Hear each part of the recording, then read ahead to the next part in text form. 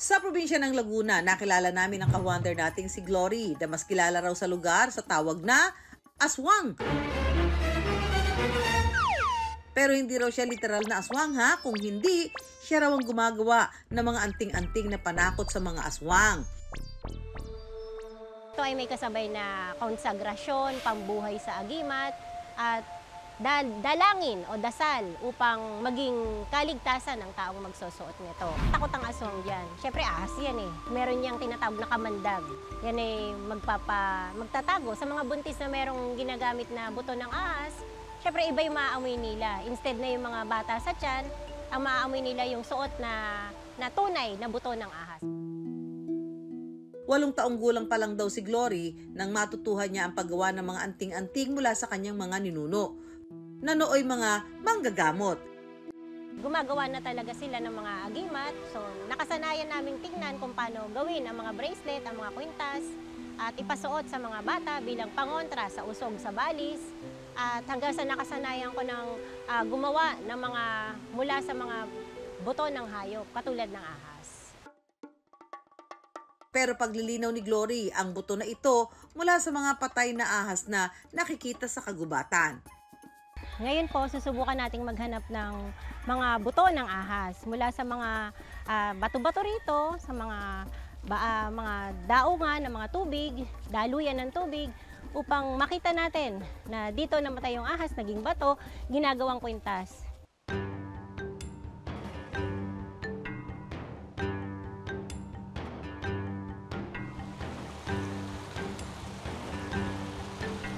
May patay na ahas!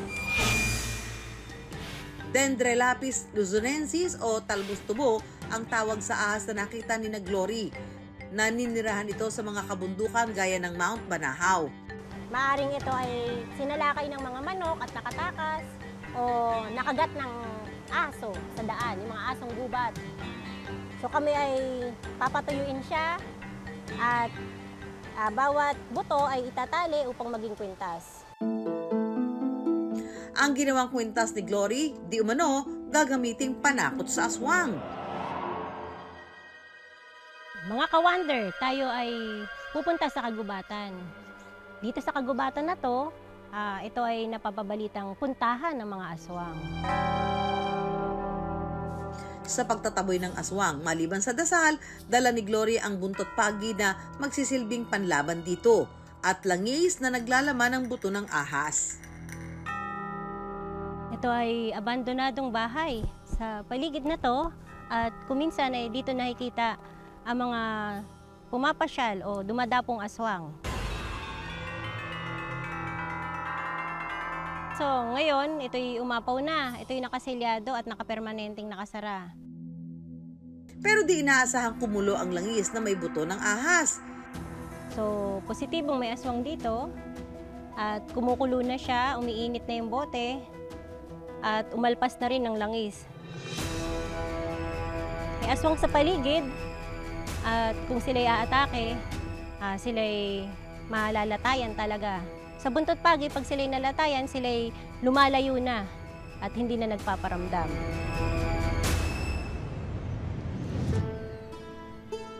Sa matagumpay na paghahanap ng aswang, minabuti ni Glory na tapusin ito sa isang dasal para hindi magambala ang mga nilalang. Hindi man nakikita ng ating mga mata ang mga ganitong paniniwala, kinalakihan ng ilang Pilipino tulad ni Glory.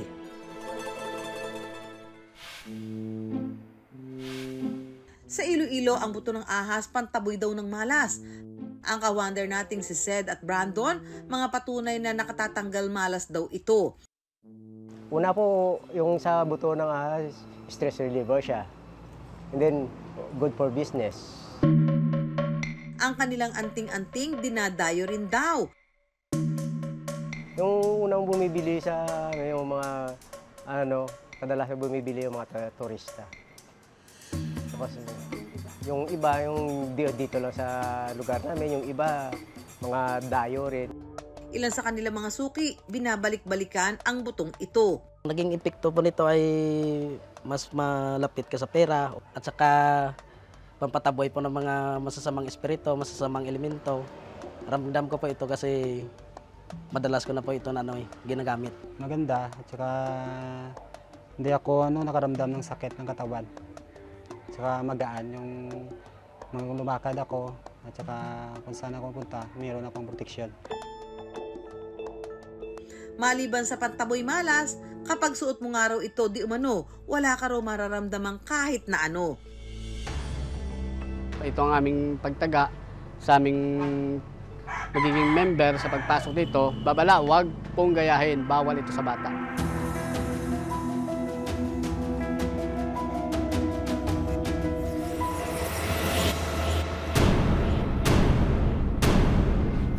Pero paglilinaw ng eksperto dahil sa taglay na elasticity o kunat ng balat, tamang teknik at puwersa kung kaya't hindi agad-agad nasusugat ang balat ng tao.